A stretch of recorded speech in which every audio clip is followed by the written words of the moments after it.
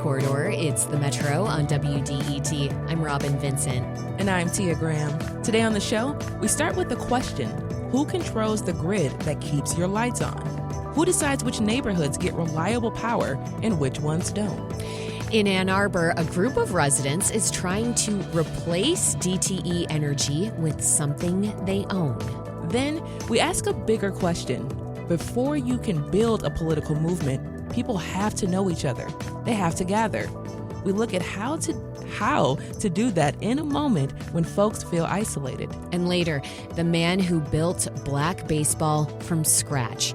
Bob Kendrick from the Negro Leagues Baseball Museum on Rube Foster, the organizer and the visionary. Plus, changes in the local dining scene. New spots are opening, old favorites are closing. And who's setting the table for Valentine's Day and Fat Tuesday? We begin in homes across Southeast Michigan, where many of us have a DTE story. The kind where your food spoiled, or your pipes froze. Or if you're like me, you were just plain astounded when you got your energy bill last month. Here's what the numbers say. The Citizens Utility Board of Michigan found that in 2023, the state ranked last for the time it takes to restore power after an outage. Now, energy rates are on the rise everywhere. Here in Michigan, DTE has filed 4 rate increases in 5 years. The company cut power to 150,000 customers for non-payment in 2024. That same year, it paid shareholders over $600 million. In Ann Arbor, a group called Ann Arbor for Public Power is out collecting signatures to put a question on the November ballot: whether to build the governing board for a future city-owned utility. Now, Michigan already has several dozen municipal utilities, but none of them pried infrastructure away from a private company. Ann Arbor would be the first. And the people behind this effort think it could crack the door open for cities across the state. Sean Higgins is the president of Ann Arbor for Public Power. Sean, welcome. Thanks for having me. And a note, we contacted DTE Energy for comment on this effort. We have yet to hear back. So, Sean, you're an engineer by trade. You've lived in Ann Arbor since you were 2, and now you're leading a campaign to replace the city's electric utility. Walk us through what this petition actually does. You're not asking voters to buy DTE's infrastructure tomorrow. Right. So what are you asking for? Yeah, so what this would do is set up a board that would run a potential full-scale electric utility in the city of Ann Arbor. And so this is a board that, because we're advocating for it to be a 9-member board, so 4 appointed members who would be sort of, the idea is they would be experts that are familiar with sort of the territory and the field, and 5 members who are elected. There are 5 wards in Ann Arbor, so it'd be 1 from each ward. This board wouldn't form until 2028 when the next general election takes place. So it's purely creating this structure so that if in the future Ann Arbor decides to pursue municipal power at a full scale, once we know more about the cost, how much it's going to take for the city to do this, that structure is sort of in place and ready to go. Okay, so this is building the infrastructure. This really is the first step. And as you said, this creates a 9-member governing board. 5 people are elected, 4 are appointed, and that's it. Mm-hmm. And then acquisition would require a separate future vote with a 3-5 supermajority. Mm-hmm. Okay. And then creating the board costs taxpayers nothing, though, right? Essentially nothing. Technically, there, for like administrative purposes, there would need to be a staff member, most likely. And so there would be, some amount of like city hours paid to that employee. So it's not literally nothing, but it's a tiny hit basically to the city budget. Okay. DTE paid a consulting firm to study what it would cost to replace them with a city-owned utility. And their report says it could raise rates 30 to 40%. What do you make of those numbers? Sure. So this was a report by Charles River Associates, which, has a long history of basically exclusively making reports for the sake of opposition to environmentalist policy. They have a long history of this and, are generally not considered trustworthy, I think, by a lot of academics. And if you look at the feasibility study and analysis that the city of Ann Arbor did back in 2021, I think it was, which did a phase 1 feasibility study into municipalization.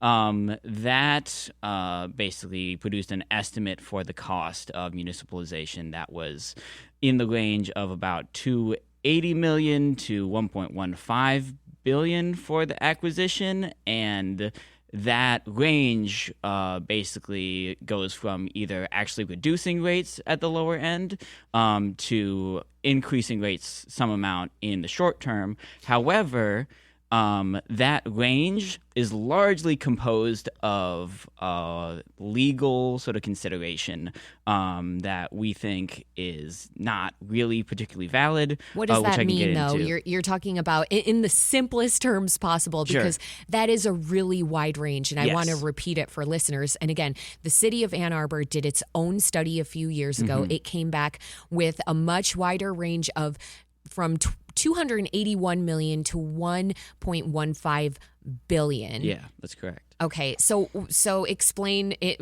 without taking us into the weeds, what you think this range encompasses. So the largest chunk of the variability in this range is about $700 to $800 million worth of sort of unknown, accounting for what is, I'm going to get it mixed up in my head. It's either stranded cost or what's called, now I'm forgetting the term, but it's basically a legal consideration that says that if DTE no longer has Ann Arbor as sort of part of its customer base, they're no longer getting the revenue from Ann Arbor, and therefore they should be compensated for that.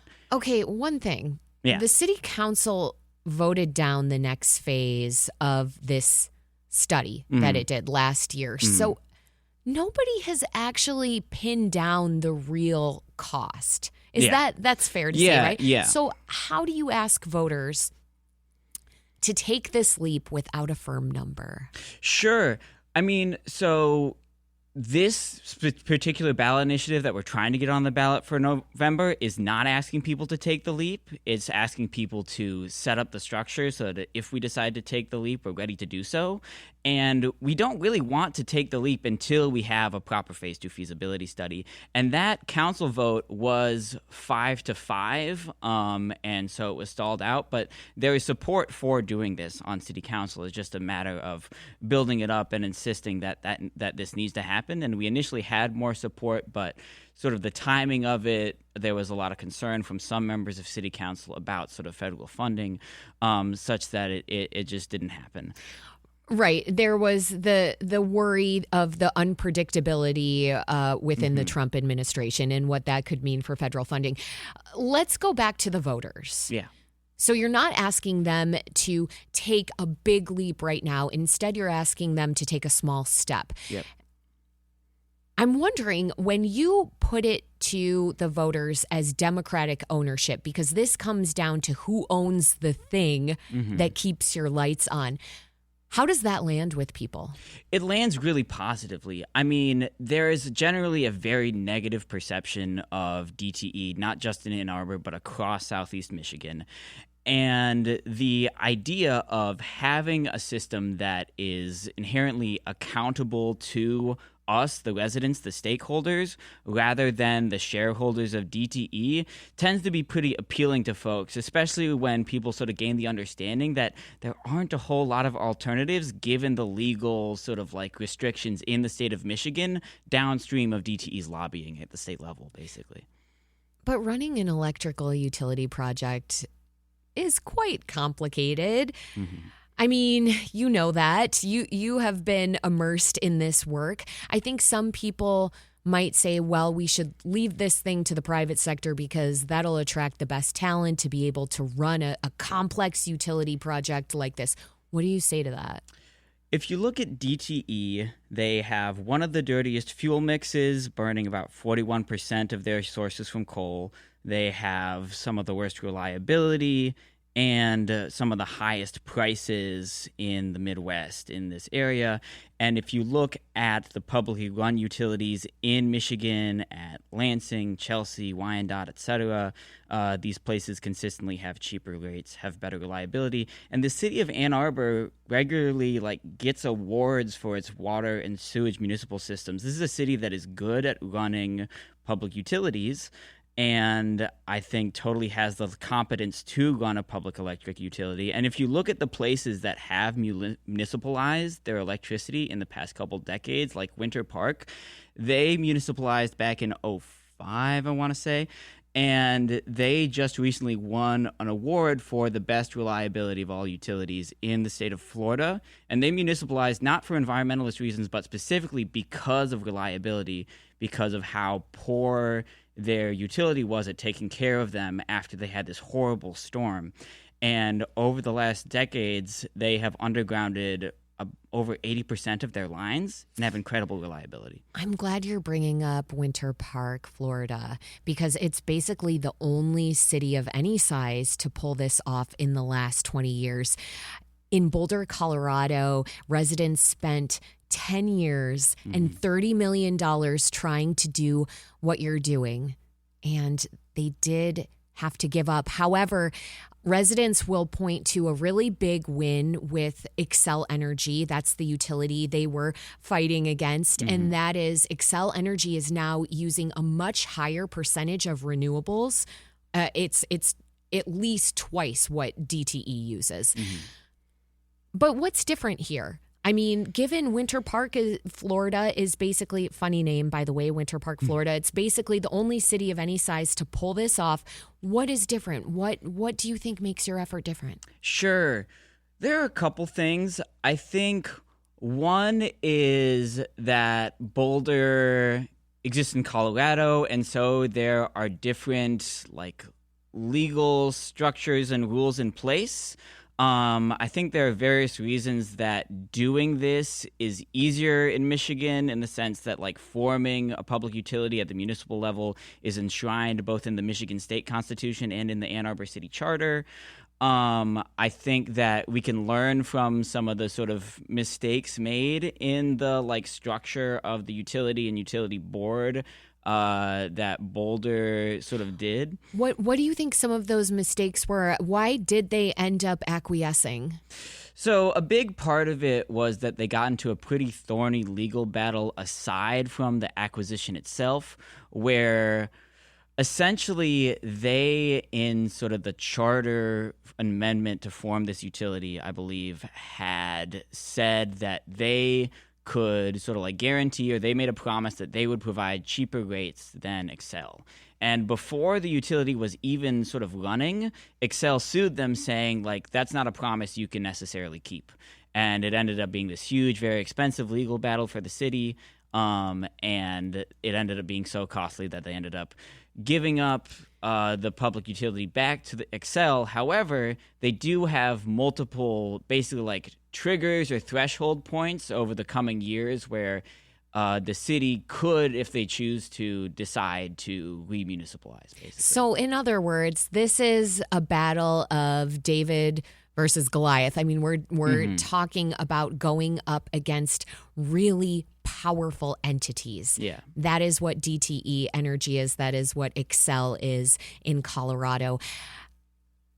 But I want to think about the potential impacts because you've said, and folks on your team have said, if this happens, if you all are successful, it sets a precedent that makes it easier for people here in Detroit, for folks in Ypsilanti and other cities to follow.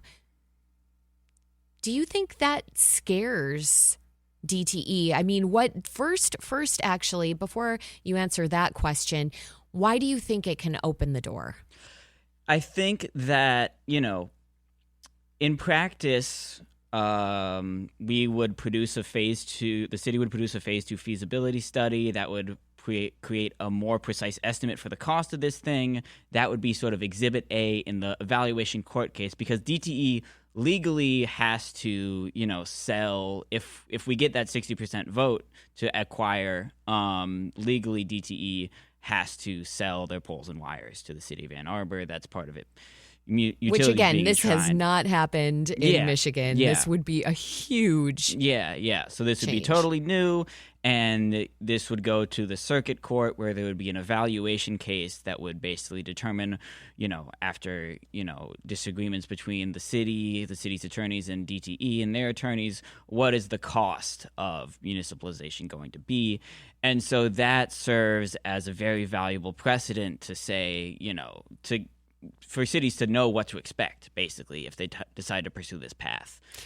And right now, the part of this path that you're on is collecting signatures.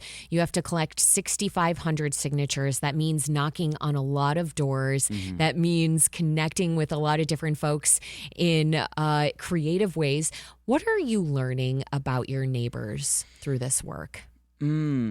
I think that a lot of people are excited about this effort. A lot of people are mad at DTE for various reasons. I think particularly recently around price and how much rate hikes have impacted people, but also around reliability as well, especially following the storm in 2023 in February, and how, several people had like several day to week-long outages.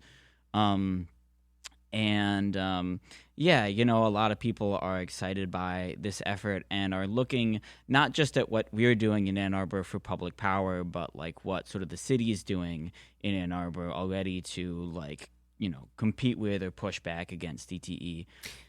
Before we talk a little bit more about building power, so to speak, what about the people who are against this effort? What are you hearing?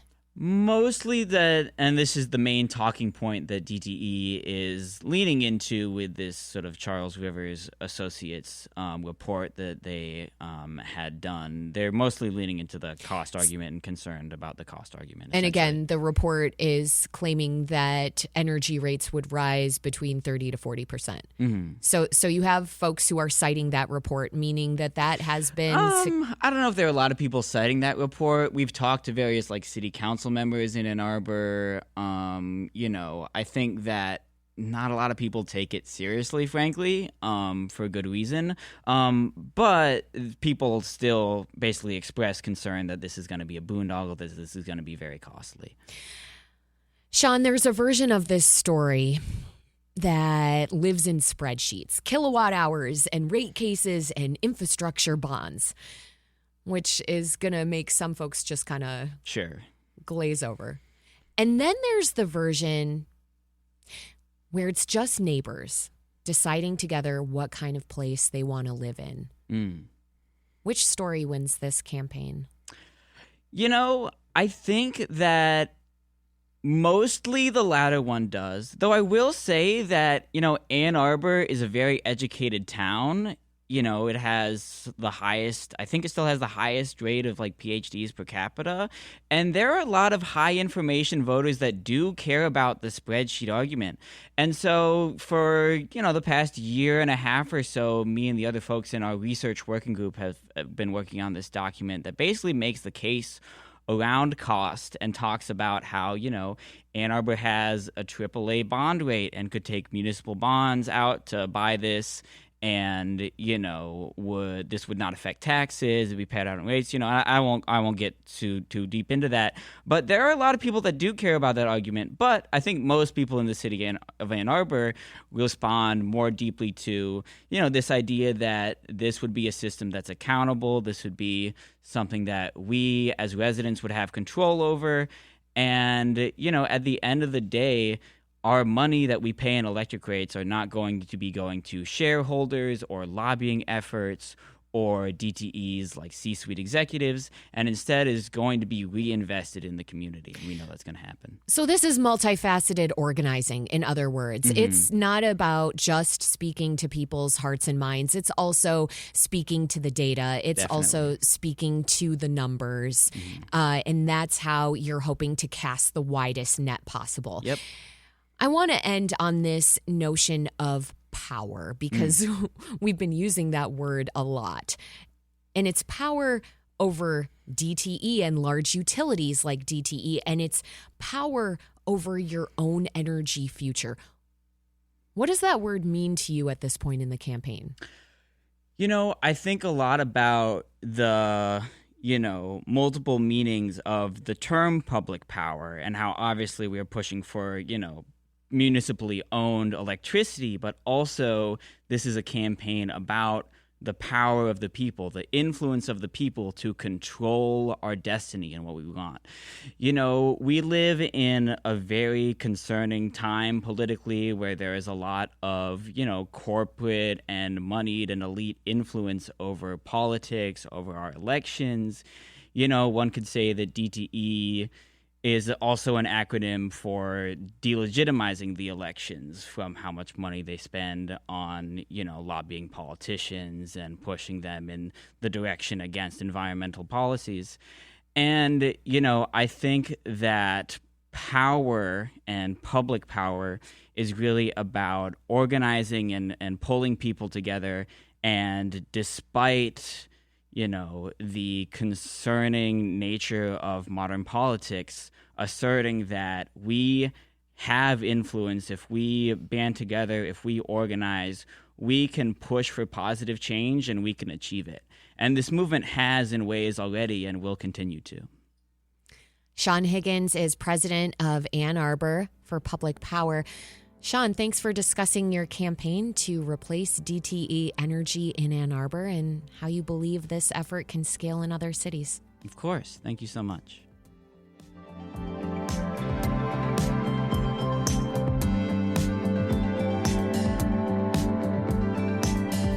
It's the Metro on WDET. I'm Robyn Vincent. Up next, to create social movements, first, folks have to socialize. We'll talk with someone locally who does exactly that and is really good at getting people to gather. That's next on the Metro. Stay with us.